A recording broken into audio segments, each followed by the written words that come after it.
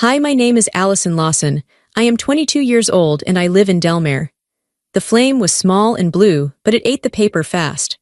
I sat there, completely still, watching my college diploma turn into black ash right on the fancy restaurant table. My father, Marcus, didn't even blink. He held the burning corner with steady fingers, letting the smoke curl up toward the expensive chandelier above us. "This is what you are worth to this family, Allison," he said. His voice was calm. It was the same voice he used to tell me I wasn't smart enough, or pretty enough, or good enough. My mother, Elaine, didn't look at the fire. She looked at me with cold, hard eyes. "You are being selfish," she whispered. "Vanessa needs that money. You have a degree, you can work, sign the paper."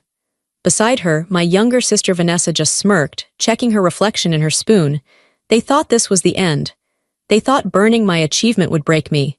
They expected tears. They expected me to beg for forgiveness and sign over Grandpa's inheritance. But I didn't cry. For the first time in 22 years, my eyes were dry. I stood up, smoothed my dress, and smiled. They had no idea what was going to happen next week. But before I tell you how everything flipped, like and subscribe, drop a comment. Where are you watching from? My name is Allison Lawson. I am 22 years old. To understand why I didn't cry when my father burned my diploma, you have to understand how I grew up. You have to understand the house in Delmare. It was a beautiful house. It had white pillars in the front and a big lawn that was always cut perfectly green. From the outside, we looked like the perfect American family. We had the nice cars, the holiday cards, the smiling photos on the mantelpiece.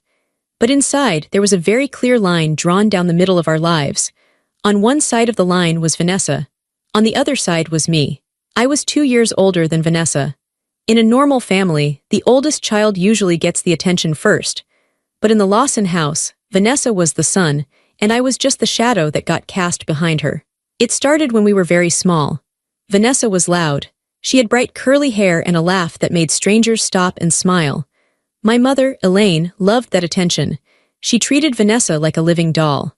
She bought her frilly dresses and signed her up for dance classes, pageant training, and acting workshops. I was different. I was quiet. I had straight, plain hair. I liked to read. I didn't like to perform for strangers. My mother didn't know what to do with a child who didn't want to be on a stage, so she mostly ignored me. I remember one specific Saturday when I was 10 years old. It was the day of my science fair. I had worked for 3 weeks on a project about plant growth. I was so proud of it. I had made charts and graphs. I woke up early, put on my best shirt, and sat at the kitchen table waiting for my parents.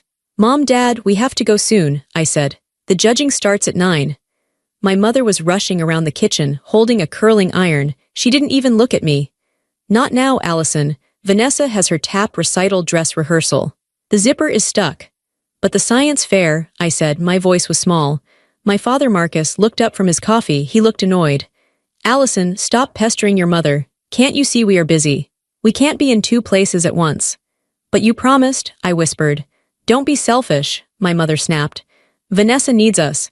Her teacher said she has a real shot at the solo this year. You can catch a ride with the neighbor, Mrs. Gable." And that was it. They left with Vanessa. They took the video camera. They took the excitement. I rode in the back of Mrs. Gable's minivan, smelling like her wet dog, holding my poster board on my lap. I won second place that day. When I got home, the house was empty.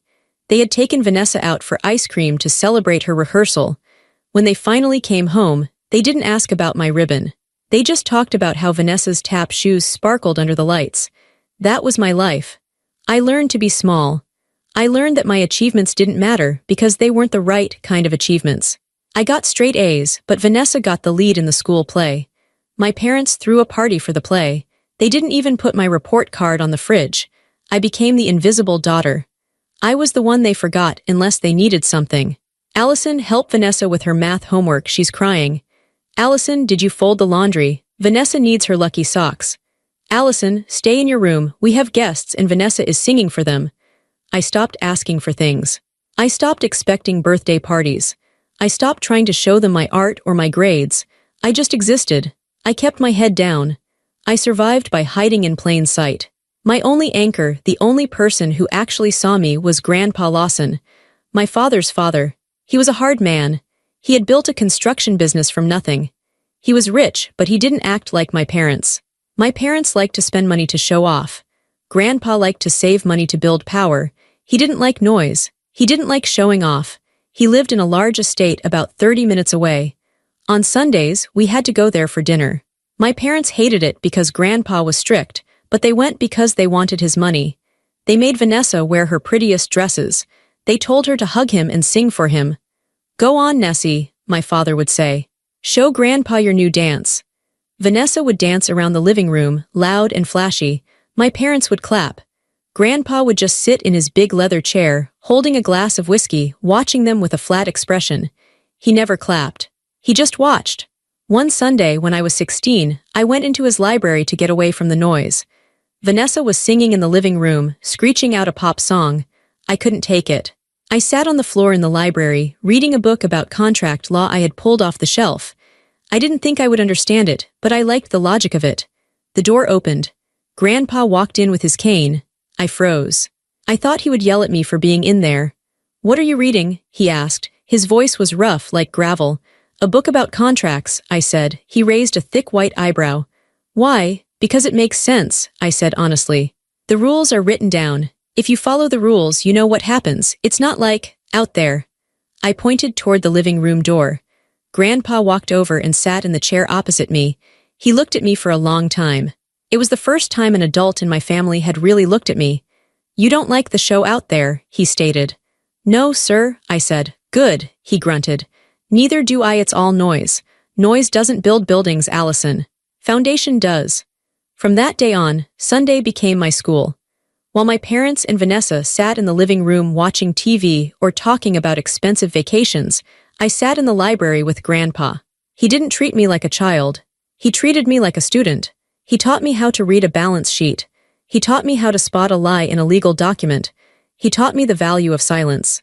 "Look at your father," Grandpa told me once. "He talks all the time. He tells everyone his plans. That is why he is weak. He needs applause." He tapped the desk with his finger. "You are quiet, Allison. People underestimate the quiet ones. They think you're stupid or weak. Let them think that. While they are talking, you are listening. While they are bragging, you are planning." "Silence," he said, looking me right in the eyes, "is a strategy. It is not surrender." I held on to those words like a lifeline. When my mother forgot to pick me up from band practice, I didn't cry. I used the silence. I walked home and thought about my future. When my father gave Vanessa a new car for her 17th birthday and gave me a $50 gift card, I didn't scream. I used the silence. I saved the card. I saved every penny I could find. I realized that my family was a sinking ship. My parents spent money faster than they made it. They spoiled Vanessa so much she couldn't even make her own toast without help. They were loud, messy, and careless. Grandpa saw it too, but he never said anything to them. He just watched. And he taught me. When he died during my junior year of college, I was devastated.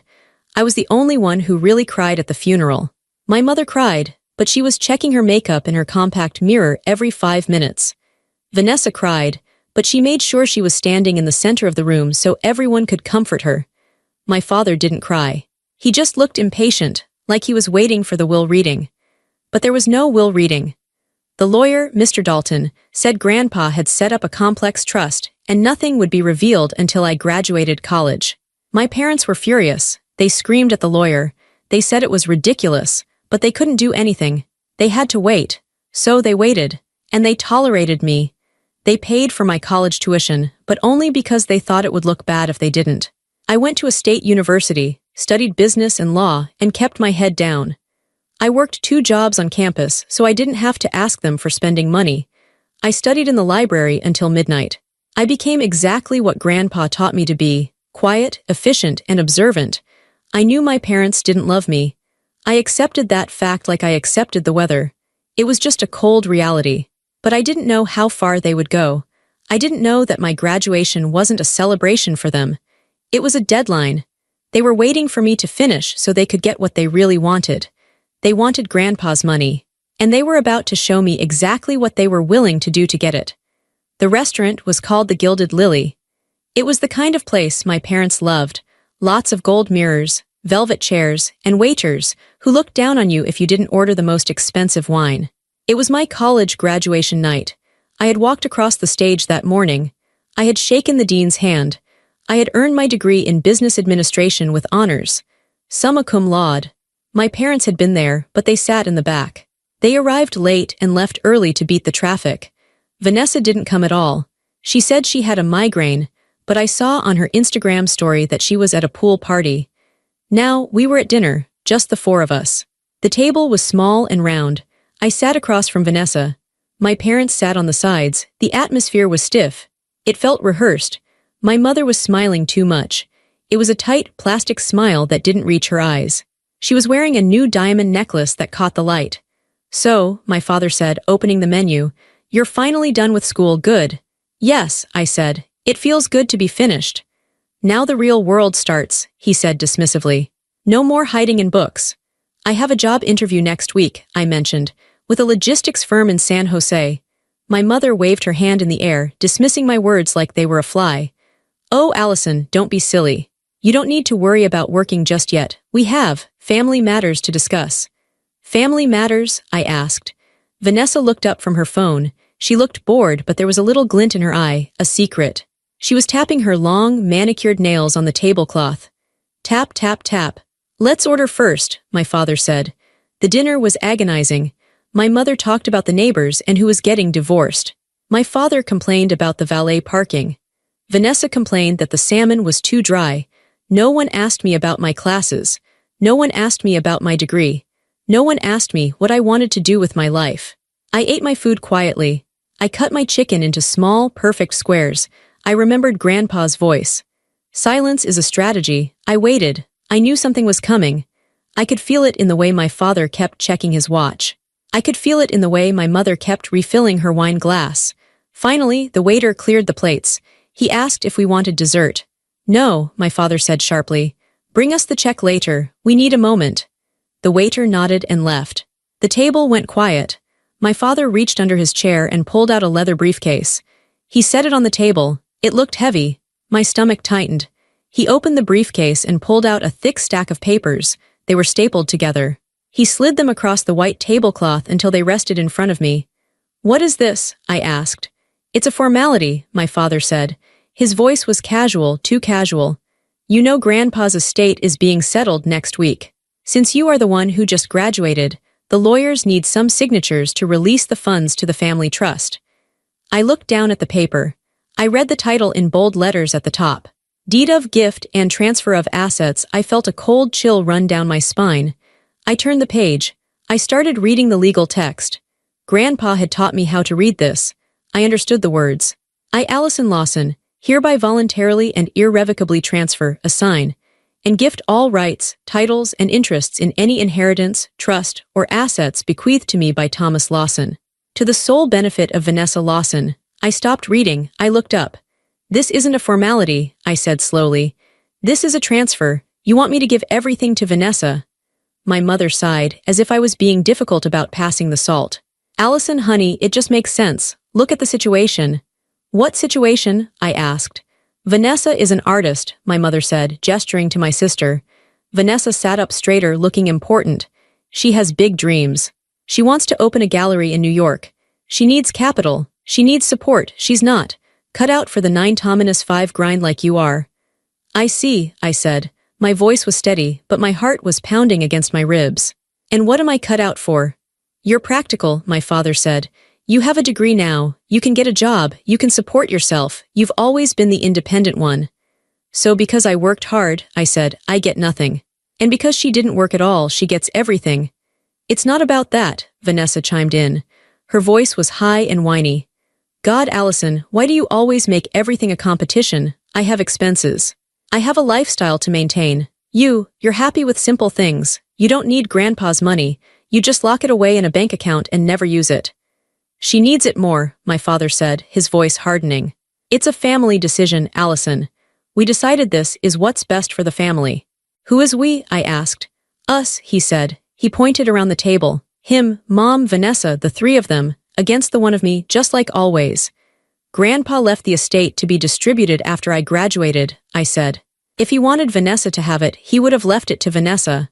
"Grandpa was old," my father snapped. "He was confused at the end. He didn't know what he was doing. This corrects his mistake. This keeps the money in the family where it belongs." "I am family," I said. The words hung in the air, My mother laughed. It was a short, cruel sound. Oh, Allison, don't be dramatic. Of course you're family, but you are the sturdy one. You are the one who can handle the real world. Vanessa is delicate. She needs protection. Sign the paper, my father ordered. He pulled a gold pen from his pocket and set it on top of the document. Stop wasting time. We have champagne waiting at home to celebrate. To celebrate Vanessa getting the money, not my graduation. I looked at the pen. I looked at the document. I looked at my sister's smug face. She was already smiling, imagining the shopping spree. I thought about the years of neglect. The missed science fairs, the forgotten birthdays, the way they looked through me. I picked up the pen. My father smiled. Good girl. I held the pen for a second, then I set it down, not on the paper, on the table. No, I said. The silence that followed was heavy. It felt like the air had been sucked out of the restaurant. Excuse me, my father asked. His voice dropped an octave. It was dangerous now. No, I repeated. I won't sign it. Allison, my mother hissed. Don't you dare do this. Don't you dare be selfish right now. It's not selfish to keep what is mine, I said. It's not yours, Vanessa shouted. A few people at nearby tables turned to look. It's ours, it's for the family. You're trying to steal my future. Your future? I looked at her. Vanessa, you dropped out of community college after one semester because you didn't like the parking lot. You've never held a job. You're 20 years old. Shut up, she screamed. That is enough. My father slammed his hand on the table. The silverware rattled. Allison, you are being an ungrateful brat. After everything we've done for you, we paid for your college, we fed you, we clothed you. You did the bare minimum required by law, I said. The truth just poured out of me. You fed me, but you never ate with me. You clothed me, but only in what Vanessa didn't want. You paid for college, but you're not even happy I graduated. You're just happy the waiting period is over. My father's face turned red. A vein in his forehead bulged. He wasn't used to me speaking back. He wasn't used to the shadow having a voice. You will sign this paper, he growled. Or you are no daughter of mine. I looked him in the eye. I didn't blink. I think that ship sailed a long time ago, Dad. He stared at me with pure hate. He looked down at the table. My diploma was sitting there, next to the bread basket. I had brought it in the leather folder to show them, but they hadn't opened it. He grabbed the folder. Is this what makes you think you're better than us? He sneered. This piece of paper. You think this makes you smart. You think this gives you power. Give that back, I said calmly. You want it. He opened the folder and ripped the diploma out. The thick, cream-colored paper crinkled in his fist. He reached into his pocket and pulled out his silver Zippo lighter. He flicked the lid open. The flame jumped up. Marcus, don't, my mother said, but she didn't reach out to stop him. She just watched. She needs to learn a lesson, he muttered. She needs to learn that without this family she is nothing. He held the flame to the corner of my degree. The flame caught instantly. The heavy paper turned black, then orange. The fire ate through my name first. Allison Lawson, gone in a second. Then it ate the university seal, then the date. I sat there, completely still. My hands were folded in my lap. My heart was beating so hard I could feel it in my throat, but I forced my face to remain a mask. Grandpa's face. I watched the smoke curl up toward the crystal chandelier. It smelled like burning chemicals and expensive perfume. My father dropped the burning paper onto the bread plate. It curled and withered, turning into a pile of fragile gray ash. He snapped the lighter shut and tossed it on the table. Clink. There, he said. He leaned back, crossing his arms. Now you have nothing. No degree, no family support, nothing, unless you sign that transfer. He looked at me, waiting for the break. He was waiting for the little girl who used to cry when they left her behind. He was waiting for the teenager who begged for attention. My mother was watching me too, her lips pressed into a thin line. Vanessa was smirking, but she looked a little nervous, like maybe this had gone too far. But inside me, something hadn't broken. Something had clicked into place. It was the final piece of the puzzle, the final proof. I didn't need to wonder anymore. I didn't need to hope that maybe, deep down, they loved me. They didn't. They saw me as an obstacle. They saw me as a bank account to be raided for their golden child. And because I knew that, I was free. I looked at the pile of ash, then I looked at my father.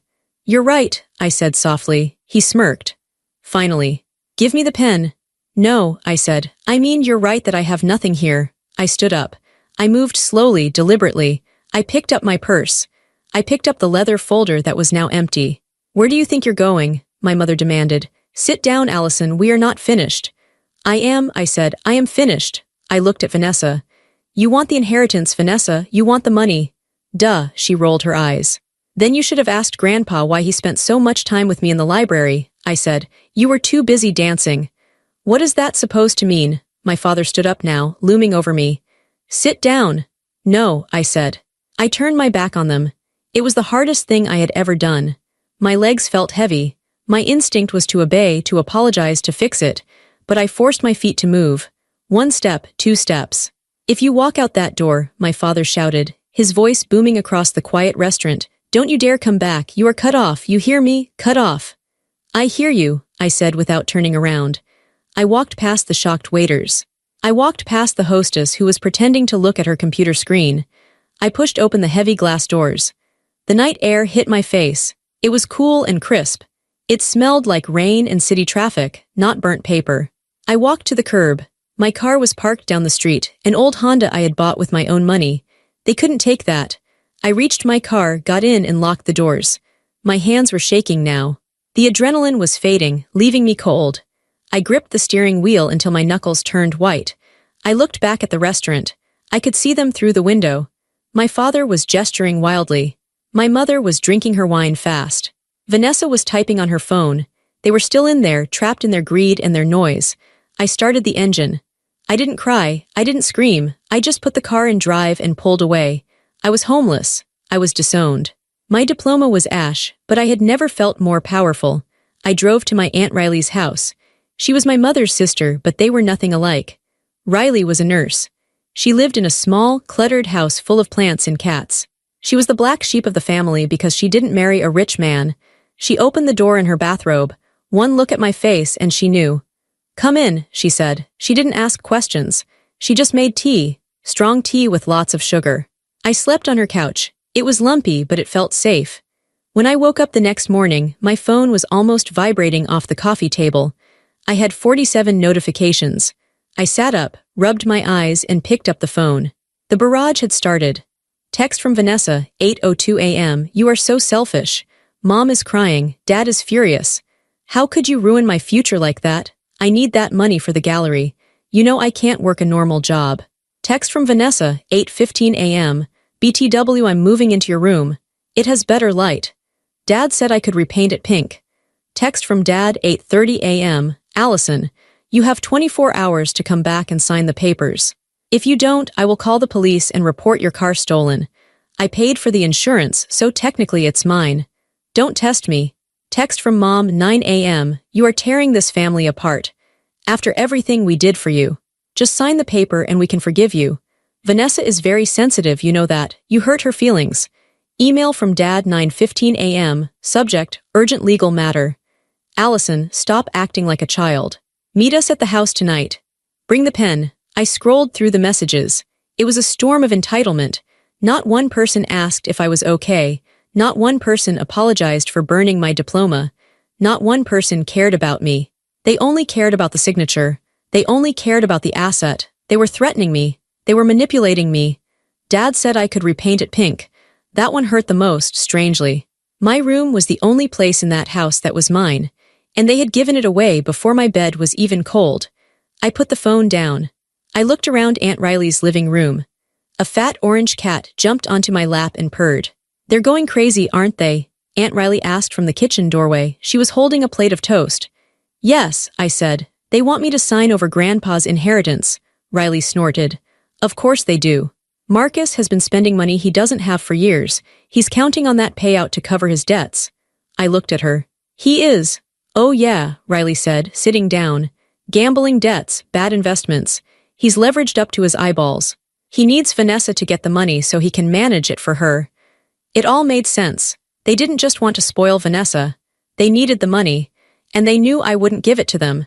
They knew I would be responsible. They knew I would say no, so they had to break me. I took a bite of toast. It tasted like freedom. I need to send an email, I said. To who? Riley asked. Your dad? No, I said. To Mr. Dalton. Grandpa's lawyer. I opened my laptop. I ignored the new texts coming in from Vanessa calling me a bitch. I opened a blank email. Dear Mr. Dalton, I hope this email finds you well. I have graduated as per the requirements of the trust. My family is pressuring me to sign away my rights. They have destroyed my diploma and threatened me. I am ready to execute the will. Please schedule the reading as soon as possible. Regards, Allison Lawson. I hit send. Then I blocked my father's number, then my mother's, then Vanessa's. The silence that followed was beautiful. I wasn't the forgotten daughter anymore. I was the one holding the cards. And next week, I was going to play them. The week that followed my walkout was the quietest week of my life, and it was exactly what I needed. I stayed with Aunt Riley in her small, cluttered bungalow. It was the opposite of my parents' house. My parents' house was like a museum, cold, white, and echoing. Everything had a place, and if you moved a pillow, my mother would shriek. Aunt Riley's house was warm. It smelled like dried herbs and cat food. There were piles of knitting on the chairs and half-read books on the tables. For the first 3 days, I didn't leave the house. I turned my phone off completely. I put it in a drawer in the kitchen and left it there. I knew what was happening on that screen. I knew my father was sending threats. I knew my mother was sending guilt trips. I knew Vanessa was sending insults. I didn't need to see it. Instead, I spent time with myself. It sounds simple, but I hadn't done that in years. I had spent my whole life reacting to them. I was always dodging their criticism, trying to fix their messes, or trying to be invisible so they wouldn't yell at me. Now there was no one to yell. I woke up when I wanted. I made coffee. I sat on the back porch and watched the birds. You look different, Aunt Riley said on Wednesday morning. She was watering her ferns. Different how? I asked. You don't look like a scared rabbit anymore, she said. You look settled. I feel numb, I admitted. Is that bad? No, she said. That's not numbness, honey. That's clarity. You finally see them for who they are. She was right. The distance gave me perspective. I sat at Riley's kitchen table with a notepad, just like Grandpa had taught me. I made 2 columns. Column A, what they gave me. Food/shelter tuition, paid from a fund Grandpa set up. I realized later, criticism anxiety. Column B, what they took from me. Self-esteem, my childhood, my credit. Dad had used my social security number for a utility bill once. I remembered my diploma, literally burned. The list was short, but it was heavy. I realized that my family didn't make a mistake at the dinner. They didn't just lose their temper. They revealed their strategy. They believed they owned me.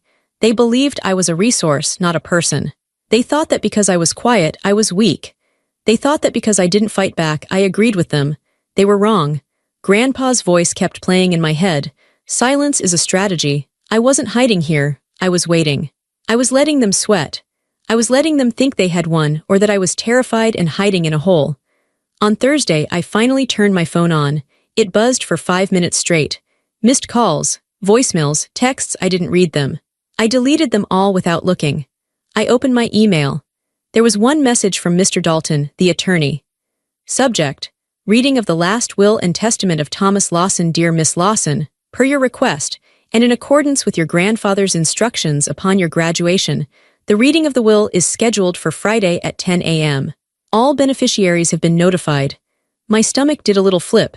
This was it. I replied, I will be there. That night I ironed my clothes. I didn't have much with me, just the dress I had worn to graduation and a pair of slacks and a blouse I had in my overnight bag. I chose the slacks. They were black, sharp, and professional. I wasn't going there as their daughter. I was going there as a businesswoman. I stood in front of the mirror in Aunt Riley's guest room. I looked at my reflection. My eyes were dark, but they were steady. I pulled my hair back into a tight bun. You can do this, I whispered to the glass, for Grandpa. I wasn't afraid of the fallout anymore. I had already lost them. You can't lose something you never really had. The law office was in Santa Monica, in a tall glass building that overlooked the ocean. It smelled like lemon polish and money. I arrived at 9:50 a.m. I wanted to be early. When I walked into the reception area, my stomach dropped. They were already there. My father was pacing back and forth on the plush carpet. He was wearing his best navy suit, the one he wore when he was trying to close a deal. My mother was sitting on a sofa, flipping through a magazine aggressively. Vanessa was next to her, wearing big sunglasses indoors and scrolling on her phone. When the elevator doors opened and I stepped out, the room went silent. My father stopped pacing. He turned to me. His face was a mix of relief and anger. There you are, he barked. He walked right up to me, invading my personal space. Where the hell have you been? We called you 100 times. Do you know how worried your mother was? I looked at my mother. She didn't look worried. She looked annoyed. I've been busy, I said calmly. Busy doing what? Vanessa scoffed. Sulking. We don't have time for this, my father said, checking his watch. Look, Allison, we're here, the lawyer is here. I assume you came to your senses. He lowered his voice, trying to sound like a reasonable father. We brought the transfer papers again. We can sign them right after the reading. Mr. Dalton doesn't need to know the details. We just get the assets released to you, you sign them over to the family trust, and we all go home. We can even go to lunch, treat you to whatever you want. It was almost funny. He thought a lunch was enough to buy my life. We'll see, I said. Don't play games with me, he warned, his eyes narrowing. You're walking on thin ice. Just then, the heavy oak double doors opened. Mr. Dalton stepped out. He was a tall, thin man with gray hair and wire-rimmed glasses. He had been Grandpa's lawyer for 40 years. He knew where all the bodies were buried. Good morning, Mr. Dalton said. His voice was dry. He didn't smile. Good morning, Arthur, my father said, putting on his fake charm. He reached out to shake Mr. Dalton's hand. Good to see you. Let's get this wrapped up, shall we? We have a busy day. Mr. Dalton shook his hand briefly, then looked at me. His eyes softened just a fraction. Allison, please come in. We filed into the conference room. It was huge. There was a long mahogany table. Mr. Dalton sat at the head. My parents and Vanessa sat on one side. I sat on the other side. Alone, my father looked at the seating arrangement and frowned. Allison, sit over here with your family. I'm fine here, I said. Mr. Dalton opened a thick file folder. The sound of the paper crinkling echoed in the room. We are here to read the last will and testament of Thomas Lawson, Mr. Dalton began. As per his instructions, this reading was delayed until his granddaughter, Allison, completed her university education. Yes, we know, my mother waved her hand. Let's get to the numbers. Mr. Dalton peered over his glasses at her. Very well, he picked up a document. I, Thomas Lawson, being of sound mind. He read through the standard legal jargon. My father was tapping his foot. Vanessa was chewing gum. Then Mr. Dalton paused. He looked up at my father, then at Vanessa, and finally at me. Article 5, Distribution of Assets, he read. My father sat up straighter. This was it. The millions, the real estate. The construction company shares. Mr. Dalton read clearly and slowly. To my son, Marcus, I leave the sum of $1. I do this not out of oversight, but to ensure he cannot contest this while claiming he was forgotten. The room froze. My father blinked. Excuse me, Mr. Dalton continued. To my daughter-in-law, Elaine, I leave my collection of antique thimbles as she always enjoyed needlepoint, though she never finished a project. My mother gasped. Thimbles. Is this a joke? To my granddaughter, Vanessa, Mr. Dalton read. Vanessa looked up, pulling her sunglasses down. Finally, I leave the sum of $10,000 to be used for educational purposes only, paid directly to an accredited institution. If not used within 5 years, it returns to the estate. 10,000, Vanessa shrieked. That won't even buy a car. Grandpa promised me the beach house. He promised nothing of the sort in writing, Mr. Dalton said sharply. This is insane, my father stood up, his face turning purple. He was senile. Who gets the rest? Who gets the company, the accounts, the land? Mr. Dalton turned the page. He looked at me. To my granddaughter, Allison Lawson. My heart hammered against my ribs. I leave the entirety of the Lawson estate. This includes the Lawson Construction Group, the portfolio of properties in Delmare and San Jose, the investment accounts held at Chase and Vanguard, and my personal residence. My father looked like he had been shot. He slumped back into his chair. His mouth opened, but no sound came out. My mother grabbed his arm. Marcus, do something. It's a mistake, my father whispered. Then he yelled, It's a mistake. You wrote it wrong, Arthur. I wrote exactly what Thomas instructed, Mr. Dalton said calmly. Allison, Vanessa stared at me across the table. Her eyes were wide with horror. Allison gets it, but she's boring. She doesn't even know how to spend money. The valuation of the estate, Mr. Dalton continued, ignoring them, is approximately $45 million. The number hung in the air. 45 million. I felt lightheaded. I knew Grandpa was rich. I didn't know he was that rich. Allison, my father said. His voice changed instantly. It went from screaming to syrupy sweet in a nanosecond. He leaned over the table. Allison, honey, wow, that's a lot of responsibility, too much for a young girl. He forced a smile. It was terrifying. This is actually good, he stammered. This keeps it simple. You can just sign everything over to me now like we planned. I'll manage the company. I'll handle the investments. You don't want that stress, sweetheart. You just want to live your life, right? He reached for the transfer papers he had brought. He pushed them toward me again. Just sign here and I'll take care of this mess Grandpa made. I looked at the papers, then I looked at Mr. Dalton. Is there anything else? I asked. Yes, Mr. Dalton said. There is a video supplement. Your grandfather insisted on it. He said he wanted to explain his decision personally. A video? My mother asked. Oh God. Mr. Dalton pressed a button on a remote. A screen lowered from the ceiling. The lights in the conference room dimmed. The screen flickered to life. It was grainy at first, then it focused. There he was. Grandpa. He was sitting in his leather chair in the library, the same library where we spent our Sundays. He looked older in the video than I remembered, a bit more frail, but his eyes were sharp. He was wearing his favorite cardigan. If you are watching this, Grandpa said from the screen, his voice filling the room, then I am gone, and Allison has graduated. My throat tightened. It was like he was in the room with us. Marcus, Grandpa said. He looked directly into the camera lens. My father flinched in his chair. I know what you are doing right now, Grandpa said.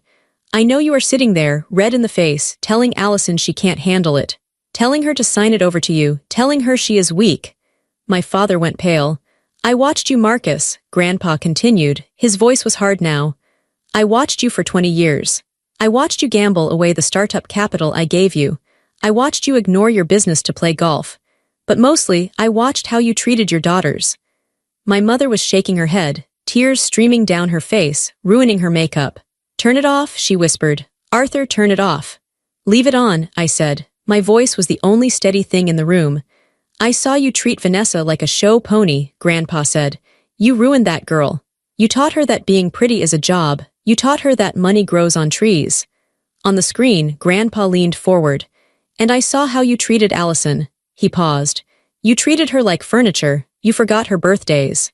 You mocked her interests. You left her in the background. You thought because she was quiet, she was stupid. You thought because she didn't demand attention, she didn't deserve any. But you were wrong, Grandpa said. A small smile touched his lips.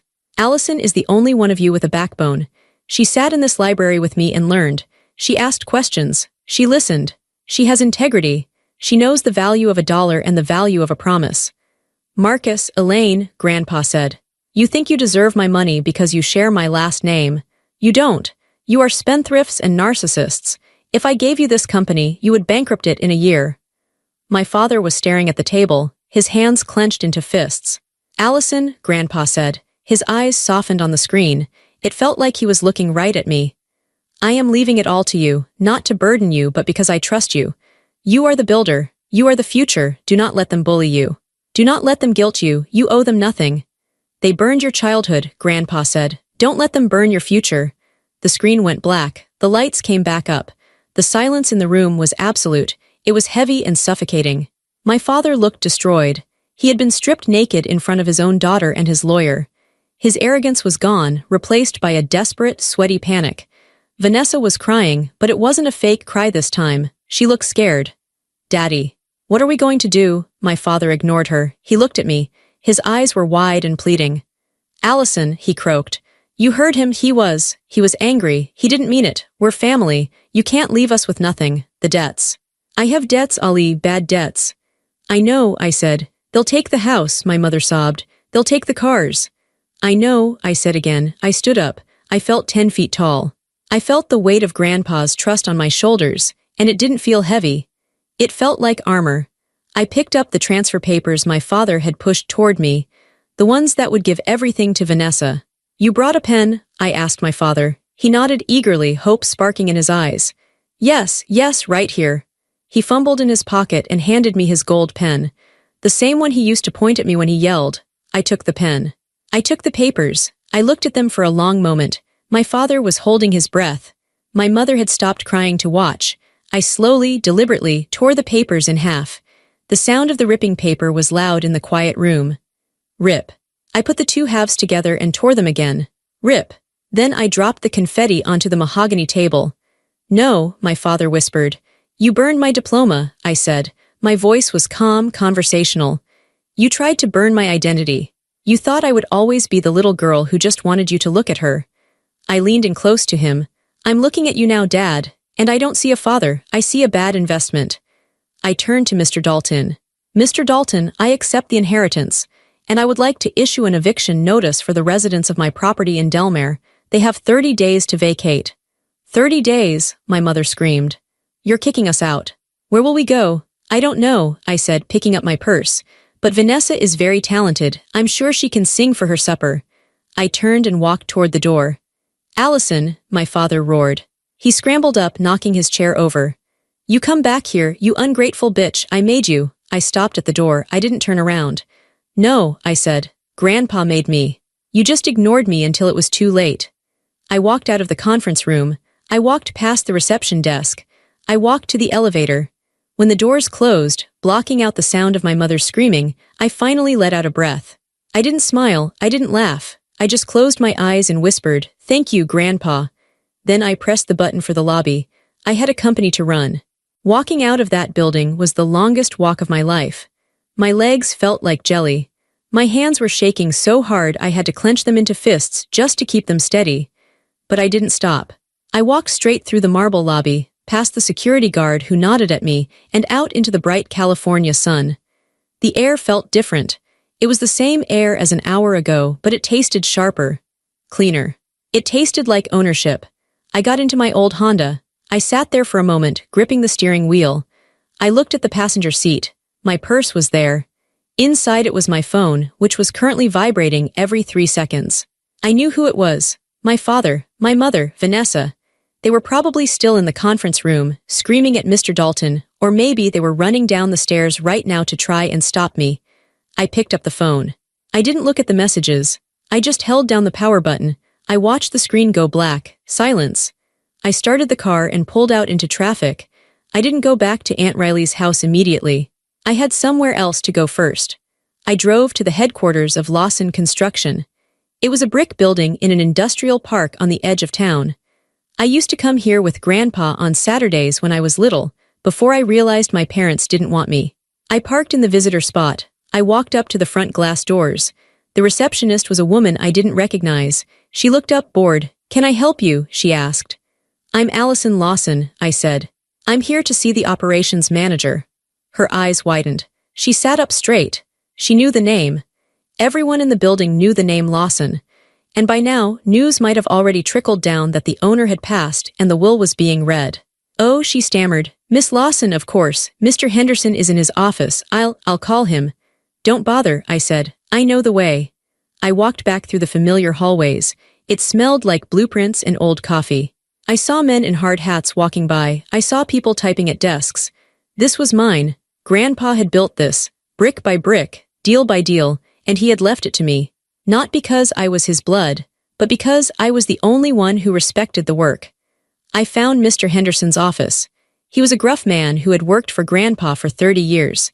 He looked up when I knocked on the open door frame. "Allison?" he asked, taking off his reading glasses. "I heard the will reading was today." "It was," I said. I walked in and sat in the chair opposite him. I didn't slouch. I sat with my back straight, hands folded. "And?" he asked. He looked nervous. He probably thought my father was about to walk in and fire everyone to save money for a yacht. "It's me," I said simply. "Grandpa left the company to me. 100%. Mr. Henderson let out a long breath. His shoulders dropped 3 inches. He actually smiled. "Thank God," he said. "Thomas was worried. He told me he was going to do it, but I was afraid he'd change his mind at the last minute because of family pressure." "He didn't," I said. "So," Mr. Henderson leaned forward. "What's the plan, boss? Do we sell? Do we liquidate?" "No," I said firmly. "We work. I want to see the financials for the Riverdale project. I know it's behind schedule, and I want a list of all current vendor contracts by Monday morning." Mr. Henderson looked at me with respect. Real respect. Not the fake kind my parents gave people they wanted money from. "You got it," he said. "Welcome home, Allison." I spent the next 4 hours in that office. I didn't look at my phone once. I buried myself in spreadsheets and contracts. It was the only way to keep my brain from exploding. The work was logical. The numbers added up. It was safe. When I finally left, the sun was setting. The sky was a bruised purple. I drove to Aunt Riley's house. Her car was in the driveway. I walked inside. Riley was sitting at the kitchen table. She had a bottle of wine open. She looked pale. They called me, she said quietly. I put my keys on the counter. I assumed they would. Your mother was hysterical, Riley said. She said you stole everything. She said you evicted them. She said you're a monster. Riley looked at me. Her eyes were searching my face. Is it true? She asked. Did you evict them? I poured myself a glass of water. My throat was dry. Yes, I said. I gave them 30 days. Allison, Riley whispered. That's harsh. They're your parents. They burned my diploma, Riley, I said. I turned to face her. At dinner, in a restaurant, Dad set it on fire.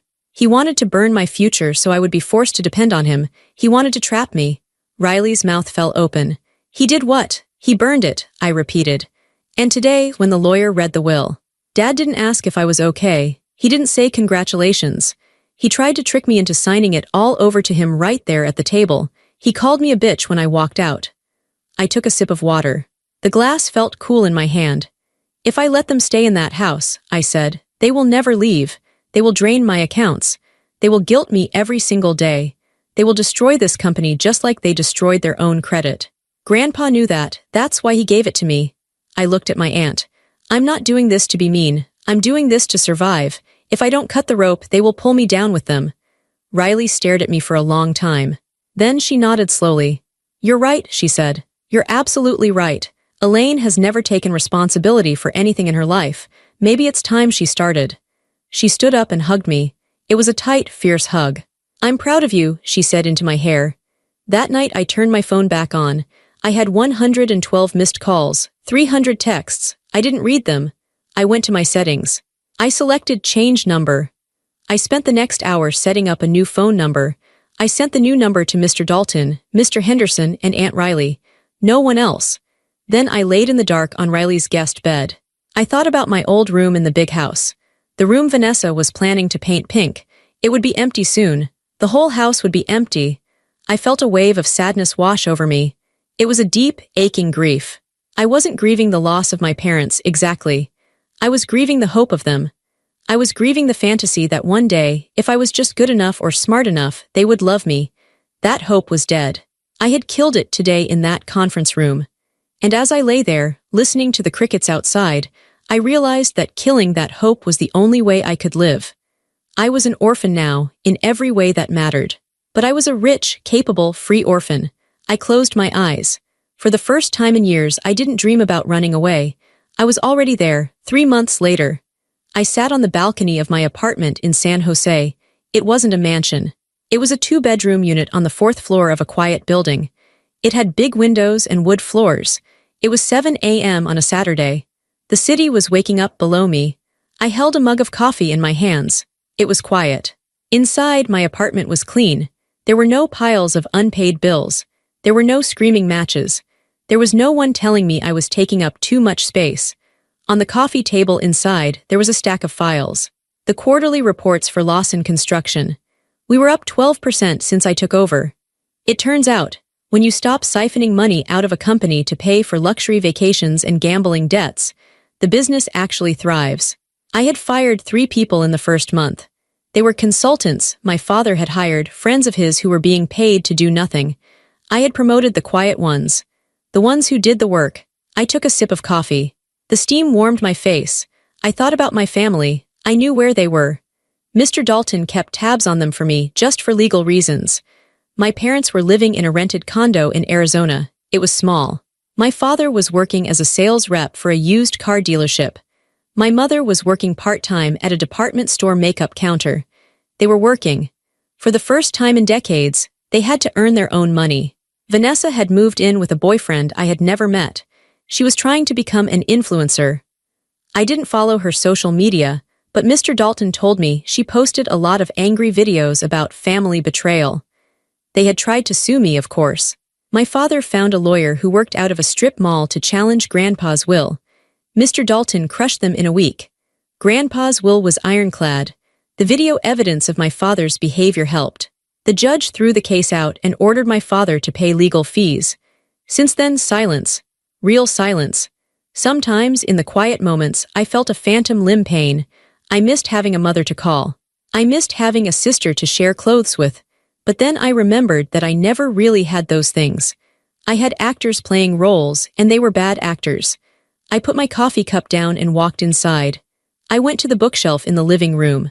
On the top shelf, in a simple black frame, was a picture of Grandpa. Next to it was a small glass jar. Inside the jar was a pile of gray ash. I had gone back to the restaurant the day after the confrontation. I had asked the busboy if he had cleared table 4. He said he had dumped the ashtray in the bin. I made him help me find it. It was just ash. But it was my ash. It was the remains of the diploma my father burned. I kept it to remind me. Every time I felt lonely, every time I wondered if I had been too hard on them, I looked at that jar. I remembered the fire. I remembered his face when he flicked the lighter. I remembered that he was willing to burn my hard work just to keep me small. I wasn't small anymore. My phone buzzed on the counter. It was a text from Aunt Riley. Coming up for dinner tonight. I made lasagna. I smiled. I'll be there. Bringing wine. I wasn't alone. I had Riley. I had Mr. Henderson and the crew at work. I had the few friends I had made in my building. I had myself. I walked into my bedroom to get dressed. I opened the closet. It was full of clothes I had bought with my own money. Clothes that fit me. Clothes that I liked. I put on a blazer. I looked in the mirror. The woman looking back at me wasn't the girl who hid in the library. She wasn't the girl who apologized for existing. She was Allison Lawson. CEO, granddaughter, survivor. I adjusted my collar. "You're doing good, kid," I whispered to my reflection. It was something Grandpa used to say. I grabbed my keys and headed for the door. I had a meeting with a contractor at 9 o'clock and then lunch with Riley. My life was full. My life was busy. My life was mine. I walked out the door and locked it behind me. The click of the lock was the most satisfying sound in the world.